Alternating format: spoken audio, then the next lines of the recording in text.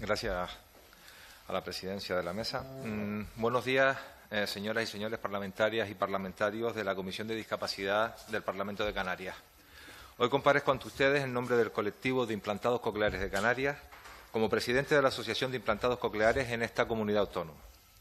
Antes de comenzar mi intervención, quiero agradecer a la diputada regional Natividad Arnaiz su esfuerzo para que hoy pueda estar compareciendo ante esta comisión. El pasado mes de febrero, este Parlamento quiso aprobar una declaración institucional en favor del implante coclear con motivo de la celebración del Día Internacional del Implante Coclear. Cuando nos enteramos, no salíamos de nuestro asombro. ¿Qué tenemos que celebrar en Canarias? ¿Saben nuestros parlamentarios cuál es la situación real del colectivo de implantados cocleares en los diferentes ámbitos sociales para aprobar una declaración institucional? Pues, sinceramente, dudo que así sea, porque lo único que podemos celebrar en Canarias es la posibilidad de tener acceso a uno de los mejores programas de implantes cocleares de España, de Europa y me atrevería a decir que incluso del mundo. Y ustedes pensarán ahora, ¿pero qué está diciendo este hombre? ¿Se está contradiciendo?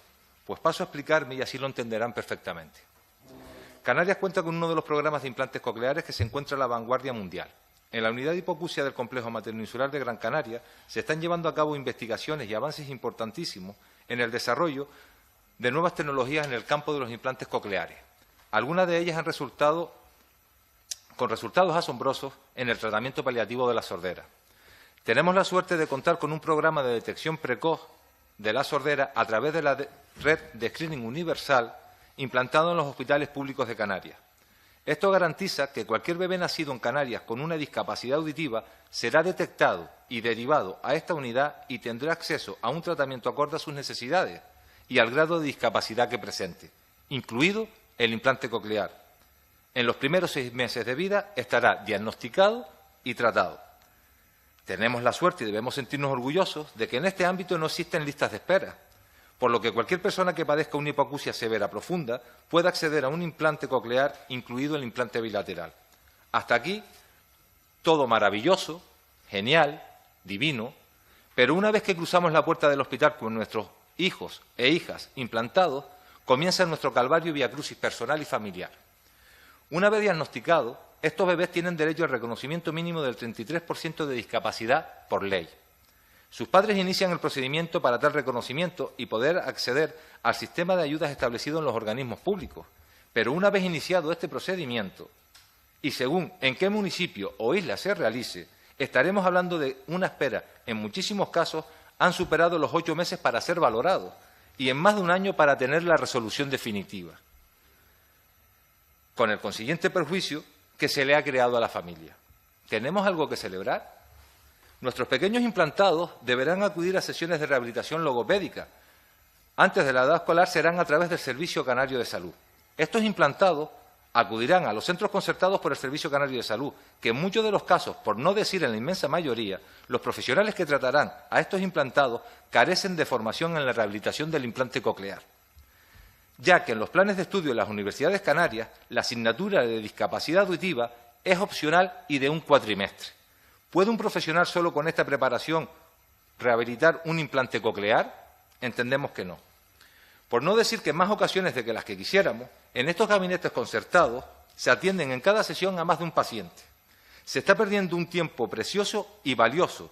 Todo lo que no se haga ahora no se podrá recuperar en un futuro. ¿Tenemos algo que celebrar? El mantenimiento de los procesadores de voz que forman parte del implante corre por cuenta de los usuarios y familias. En Canarias, desde el año 2015, contamos con una instrucción, la 1/2015 del Servicio Canario de Salud, la cual reconoce y cubre cierta parte del mantenimiento del implante. Una parte de esta instrucción se realiza a través de la unidad de hipoacusia, donde no existe ningún tipo de problema en su aplicación, por lo que en lo concerniente a las averías y reposición de los procesadores, la respuesta es rápida y efectiva. Ahora bien, cuando la instrucción recoge que el trámite debe hacerse a través de las direcciones de área insulares, en lo concerniente a las bobinas, cables y controladores de los procesadores, vemos como en muchos casos la respuesta ha llegado a tardar hasta un año. En otros casos, las direcciones de área no saben aplicar el procedimiento y lo deniegan directamente. Los usuarios estarán con sus procesadores averiados o con un mal funcionamiento. A día de hoy, cosa que no sucedía con anterioridad, si el repuesto no supera la cuantía de 210 euros, debe ser el paciente el que pague el repuesto y luego reclamarlo ante la dirección de área correspondiente. Se olvidan que hablamos de personas sordas, las cuales, si su prótesis auditiva no funciona correctamente, dejan de oír. Hablamos de niños y niñas, jóvenes, que están escolarizados y en tratamiento logopédico de rehabilitación, que si sus implantes no funcionan correctamente, se pierden sesiones de logopedia, contenidos en las clases de colegio e instituto, y si se tratase de un adulto que estuviera trabajando, ¿tendrá que dejar de acudir a su puesto de trabajo? Y no solo esto, si las familias o los usuarios no pueden adelantar el dinero, dejaremos a todas estas personas sin oír, nuevamente tiempo perdido y sin posibilidad de recuperar. ¿De verdad tenemos algo que celebrar? Pasamos a la educación. Canarias cuenta en la actualidad con una treintena de centros preferentes de atención a la discapacidad auditiva, entre centros de primaria y secundaria. La diferencia de medios técnicos y profesionales entre ellos es abismal. Mientras vemos que en algunos centros de las islas capitalinas cuentan con todos estos recursos, otros en la misma isla y los que están en las islas no capitalinas no cuentan con los mismos medios. ¿Hay derecho a que una alumna o alumno sordo de Lanzarote o La Palma no tenga la misma oportunidad de medios que uno de Tenerife o Gran Canaria? Creemos y entendemos que no. Como me dijo en una ocasión la responsable del equipo de discapacidad auditiva de la provincia de Tenerife, a ella lo que le importaba era su provincia. Esperemos que ahora que ostenta un cargo de responsabilidad en la Dirección General de Educación haya cambiado su parecer y se preocupe de toda Canarias. La falta de formación del profesorado en estos centros en discapacidad auditiva es vergonzosa. A estos centros es a donde los equipos de atención a la discapacidad auditiva pretenden derivar a los alumnos y alumnas implantados. En algunos casos, más de los que quisiéramos, presionando a los padres con los servicios sociales por la negativa de esto a que sus hijos e hijas vayan a estos centros y opten por que vayan a un centro ordinario. Otra vez, falta de medios, profesionales, atención deficiente. Muchos de estos profesionales saben de esta situación y la realidad que viven los alumnos y alumnas, pero no pueden quejarse ni denunciarlo por miedo a represalias o a un expediente disciplinario. Nuestros dirigentes no son conscientes del valor del implante coclear. Estamos hablando que personas que nacen sordas, a los 6 meses se les está dando la posibilidad de oír y, por lo tanto, desarrollarse como personas normoyentes, aunque no lo sean. Tener las mismas posibilidades en el ámbito social, educativo y profesional. En la actualidad, abocamos a la mayoría de estas personas a tener que vivir de una pensión no contributiva en un futuro. Si se invierte de forma adecuada y se cambiaran planes de actuación, veríamos como todos estos bebés que en la actualidad están siendo implantados podrían integrarse de forma plena en la sociedad y ser independientes, poder ser lo que ellos quieran ser, pero esta no es la realidad. La realidad es que son marginados. Han llegado hasta nuestra asociación casos que son verdaderamente deleznables, que podrían ser denunciados ante la justicia, pero siempre optamos por dedicar todos nuestros esfuerzos y mejorar la calidad de vida de nuestros hijos e hijas.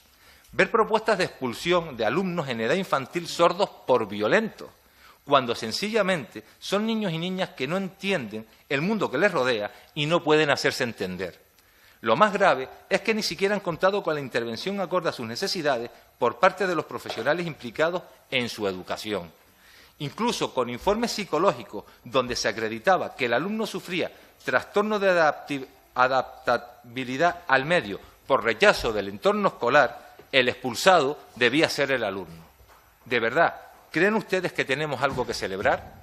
Solicitamos revisión de los planes de intervención en los centros preferentes de discapacidad auditiva, planes de formación del profesorado destinado en estos centros, adecuación de los centros con los medios técnicos necesarios, mayor dotación de los equipos de discapacidad auditiva para una mejor valoración de las necesidades del alumnado, acortamiento en los plazos en la expedición del certificado de minusvalía, inclusión de las baterías en la instrucción del mantenimiento del implante, acortamiento de los plazos de respuesta de las direcciones de áreas insulares para dar cumplimiento a la instrucción sobre mantenimiento. Que todo lo que tenemos de bueno en un principio redunde en un resultado final satisfactorio y no tener la sensación actual de que estamos abocados al fracaso por falta de medios. No solo se trata de medios económicos, sino ganas de hacer cosas. En todos estos años, y ahora les hablo como padre de un hijo sordo implantado, no me he topado con mayor discapacidad que la incapacidad de nuestros gobernantes de dar respuestas a las necesidades de los discapacitados. Cuenten con las asociaciones, con los colectivos que padecen la discapacidad para legislar y tomar decisiones en la mejora de la atención a estos. Sean empáticos. Repasen el Real Decreto Legislativo 1/2013 del 29 de noviembre del texto refundido de la Ley General de Derechos de las Personas con Discapacidad y de su Inclusión Social y verán ustedes mismos que Canarias incumple en todo lo expuesto aquí, excepto en lo dicho al principio de mi intervención. Cumplen con el objeto de la ley, que no es otro que garantizar el derecho a la igualdad de oportunidades y de trato, así como el ejercicio real y efectivo de derechos por parte de las personas con discapacidad en igualdad de condiciones respecto del resto de ciudadanos y ciudadanas, a través de la promoción de la autonomía personal, de la accesibilidad universal, del acceso al empleo y de la inclusión en la comunidad y la vida independiente, y de la erradicación de toda forma de discriminación, conforme a los artículos 9.2, 10, 14 y 49 de la Constitución española y a la Convención Internacional sobre los Derechos de las Personas con Discapacidad. Que el colectivo de implantados no siga siendo discriminado, que tengan las mismas oportunidades independientemente del lugar de residencia, que tengan en igualdad de condiciones acceso a una educación acorde a sus necesidades, las cuales están recogidas en la ley. ¿De verdad creen ustedes que teníamos algo que celebrar el pasado 25 de febrero para que nuestro Parlamento aprobara una declaración institucional? Si es así, deberían hacérselo mirar, porque a partir de hoy ya tienen conocimiento de la situación real que vivimos y no tenemos, lamentablemente, nada que celebrar. Lo único que podríamos es el esfuerzo, la constancia, el trabajo, el sacrificio, la lucha, la entrega, la valentía de las familias en dar una vida digna a sus hijos e hijas, hermanos, hermanas, padre o madre que padecen una discapacidad, o la de los propios discapacitados. Para esto, el Parlamento nunca ha hecho una declaración institucional para reconocerlo. Lo mínimo sería eso, dado que, como ha quedado reflejado en mi intervención, no aportan nada más, sino leyes sobre papel mojado que no se cumplen. Muchísimas gracias. Muchas gracias por su intervención.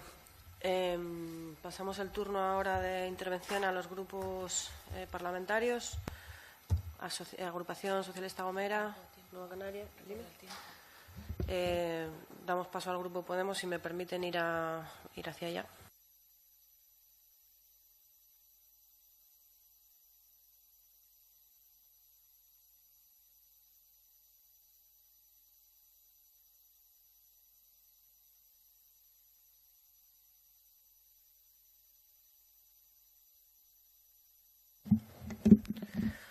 Bueno, la verdad que es difícil escuchar, ¿no?, lo que viene a contarnos. Le queremos agradecer la intervención porque realmente yo creo que ha sido una intervención justa, que ha reconocido aciertos y también errores, y por tanto es una visión bastante rigurosa que creo que nos hace un mapeo de la situación y por dónde hay que ir, ¿no? Lamentamos precisamente que se desaprovechen estos aciertos, que además yo creo que son aciertos que suponen una inversión importante, ¿no? Y que precisamente sea una cuestión de voluntad política lo que haga que todo esto no esté funcionando, porque al final tener una asignatura obligatoria en la universidad no creo que sea algo que suponga una inversión importante, o agilizar la valoración del certificado de discapacidad que tanto hemos discutido en este Parlamento, pues yo creo que tampoco lo es. Sí es verdad que se han dado pasos, pero sigue siendo insuficiente. Y no sé, creo que es importante que tengamos claro que defender la autonomía y la independencia de las personas debe verse como una inversión y no como un gasto. Está claro que cualquier persona autosuficiente, pues el día de mañana no va a suponer un gasto. Aparte, si hablamos en términos puramente económicos, estoy frivolizando ahora un poco, ¿no? Pero como parece que muchas veces en política solo importa el dinero, ¿no? Pues hablando desde ese punto de vista, ya no tocando el punto humano, que es lamentable, invertir en discapacidad, pues es eso, es invertir, no es un gasto, ¿no? Y hay una cifra que es cierta, que es que por cada euro que se invierte en discapacidad revierte en 3 a la sociedad, ¿no? Y luego, aparte, pues los beneficios humanos, ¿no? Apostamos por políticas, en Podemos apostamos por políticas que cumplan con los derechos de las personas y no por políticas que estén basadas en la caridad y el asistencialismo. Por eso siempre defenderemos todo lo que sean los derechos fundamentales. La importancia de la educación para la inclusión es básica. Antes lo he comentado y ahora lo vuelvo a comentar. Si queremos tener una sociedad inclusiva, hay que invertir en educación, y la relación que hay entre educación y empleo pues es evidente, ¿no? Lo hemos comentado antes y lo vuelvo a decir. El otro día estuvimos visitando un centro especial de empleo donde el 90 y pico % de las personas que estaban allí contratadas eran personas con discapacidad, pero claro, era un centro de una lavandería, donde la formación que se requiere es mínima o ninguna, ¿no? Creemos que eso no están bien esos centros para dar un primer paso, pero creemos que esa no es la real inclusión, ¿no? Y sobre todo lo que nos comentaban allí los trabajadores, que luego no se sucedía ese paso hacia el empleo ordinario. Creemos que en las edades tempranas el tiempo es oro y no se puede permitir este tipo de cosas que están pasando, ¿no? Tuvimos una reunión también con madres de hijos implantados y ya no, cuando hablaba con ellas y me decían, ya no es una cuestión solo de educación. Dice, es que a mí me preocupa que mi hija salga a la calle y le pueda atropellar un coche porque realmente no tiene una buena audición. O sea que bueno, yo creo que es un tema al que hay que poner especial cuidado. Hemos registrado una PNL que no presentaremos hasta después de esta intervención y les pedimos su apoyo después de haberles... Una PNL que hemos hecho con ellos, no solamente con AICANAR, también con Funcasor, hemos contado con las asociaciones y creemos que recoge todas las iniciativas que él hoy nos está explicando aquí, ¿no? Y si no, pues esperamos que sus enmiendas la puedan mejorar. Y sí que le quería preguntar al compareciente algo sobre la intervención que ha hecho y los centros preferentes, cuando ha comentado que los padres no pueden llevar a sus niños a otros centros que no sean los centros preferentes, pero sin embargo los centros preferentes no cumplen las condiciones que deben de cumplir, al menos no todos, ¿no? Entonces me gustaría que nos explicara eso. Gracias.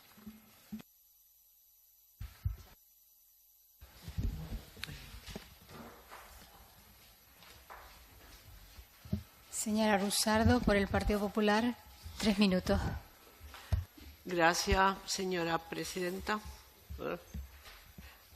Gracias, señora presidenta. En primer lugar, señor don Juan José León, primero, muchas gracias por comparecer y, sobre todo, yo sí creo que hay algo que celebrar. Le voy a decir por qué. Me parece que su exposición ha sido bastante clara y quiero decirle que mi grupo parlamentario, yo misma fui la que propuse la declaración institucional que era para conmemorar el Día Internacional del Implante Coclear, que eran 70 años desde su inicio.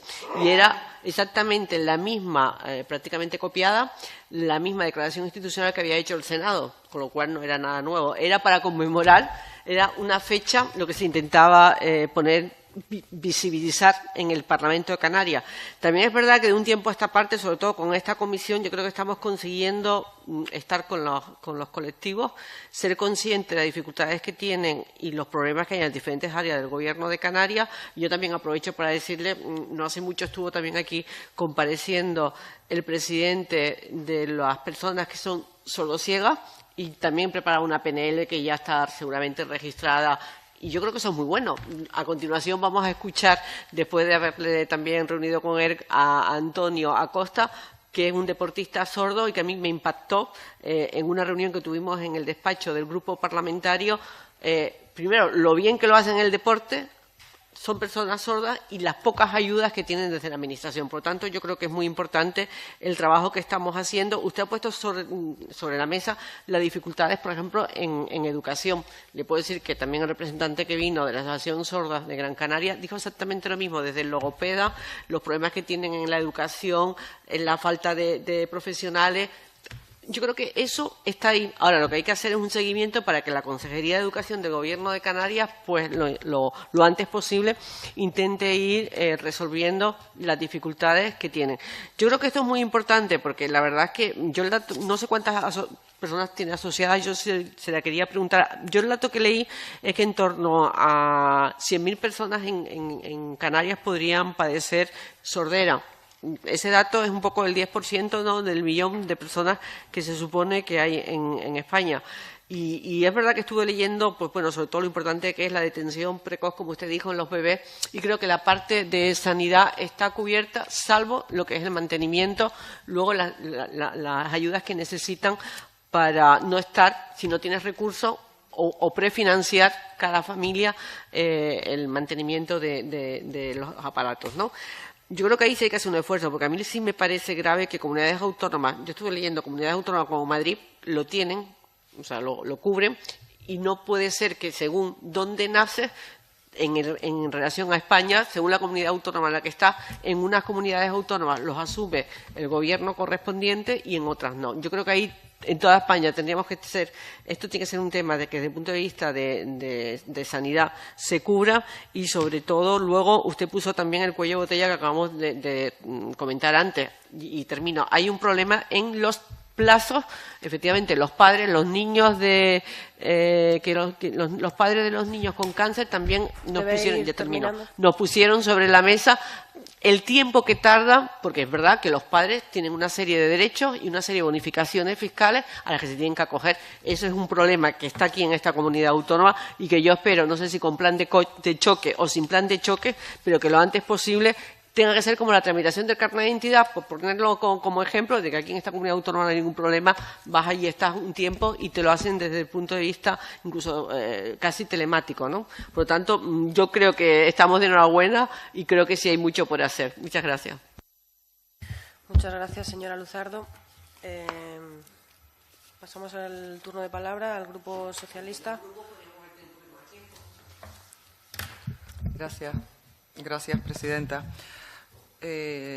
Señor don Juan José León, muchísimas gracias por su exposición. Desde luego que marca la diferencia cuando se habla de datos, de leer o de estudiar, a cuando se habla habiéndolo vivido. Y se nota que usted tiene la experiencia y el derecho ganado por ese trabajo probablemente que hace, no solamente por razones familiares, sino en la asociación que tienen.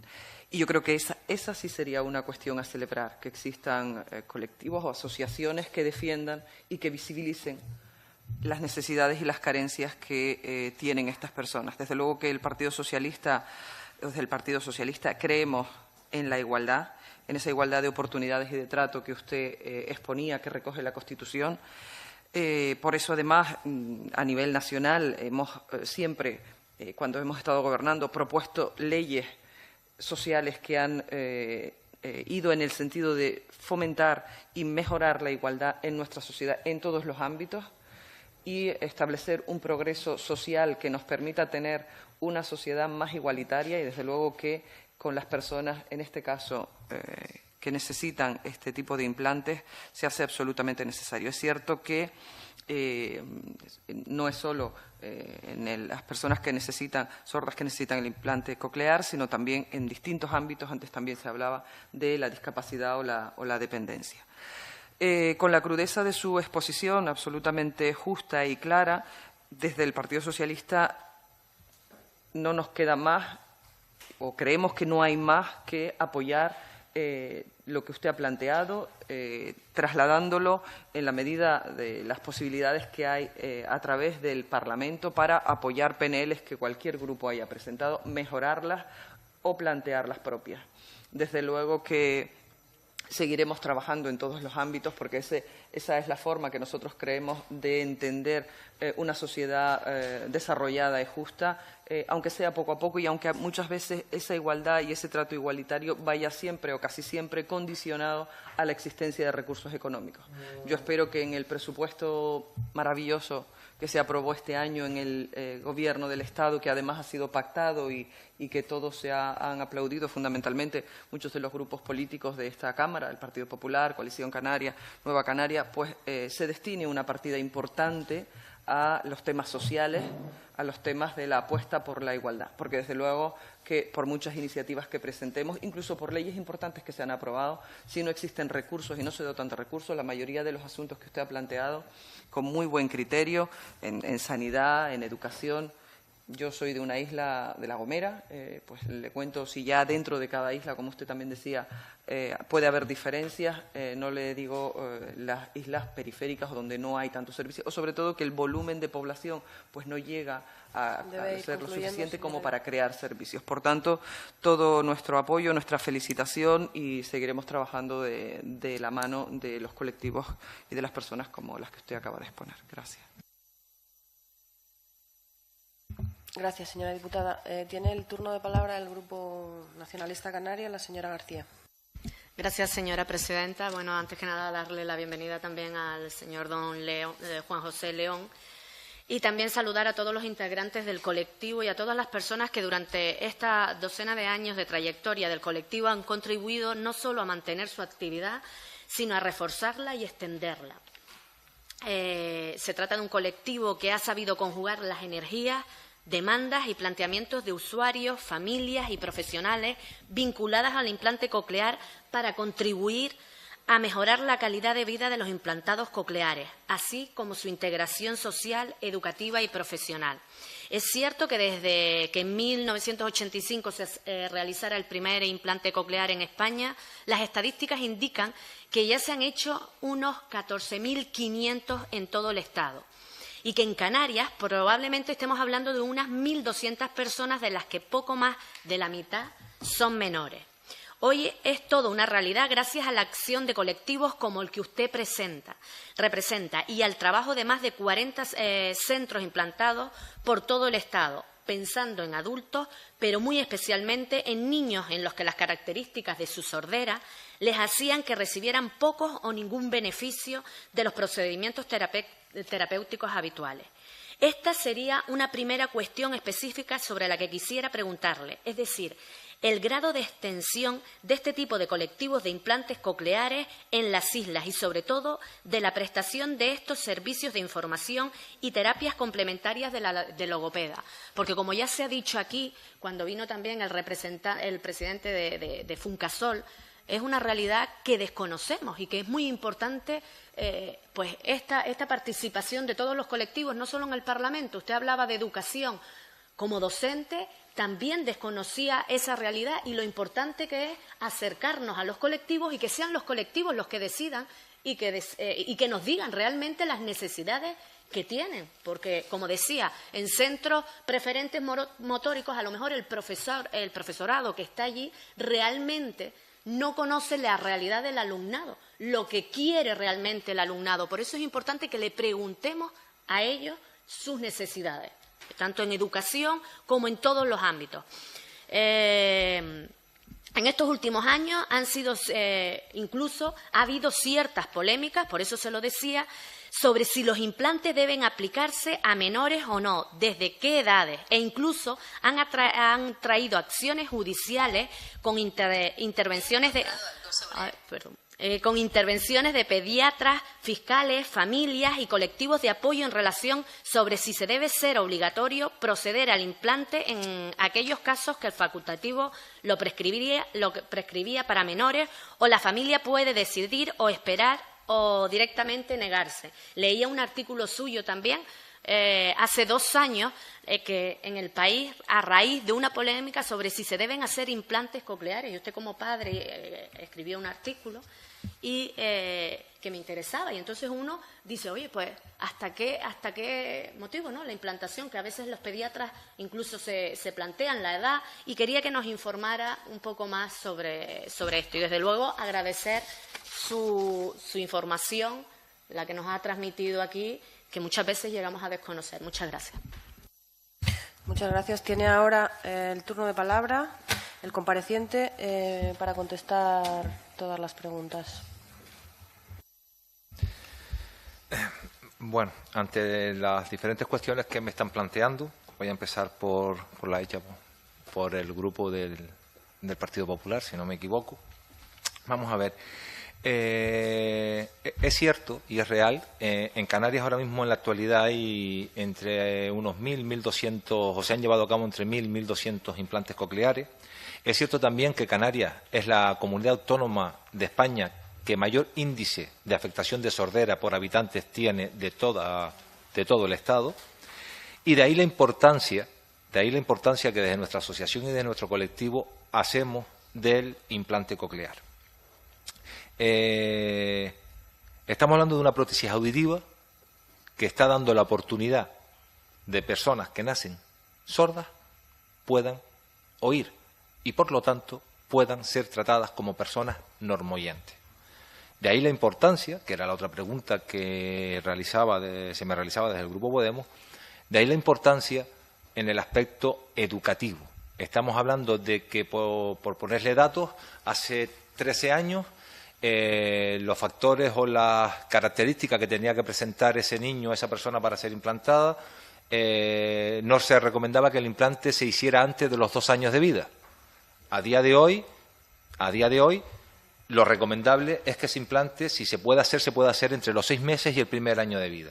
¿Esto por qué? Por una sencilla razón. Las investigaciones y los estudios referentes al implante coclear han demostrado de que el acortamiento entre la edad cronológica, que es la que tiene el paciente, y la edad auditiva, que es la que se empieza a contar una vez recibe el implante, a menor edad de implantación, menor tiempo en el acortamiento de esa diferencia de edades, la cronológica y la auditiva. Con lo cual, estamos hablando que tenemos casos y conocemos casos de niños y niñas que han sido implantados con 6, 7, 8 meses con su implante bilateral y a día de hoy no existe diferencia, no se palpa esa diferencia entre la edad cronológica y la edad auditiva.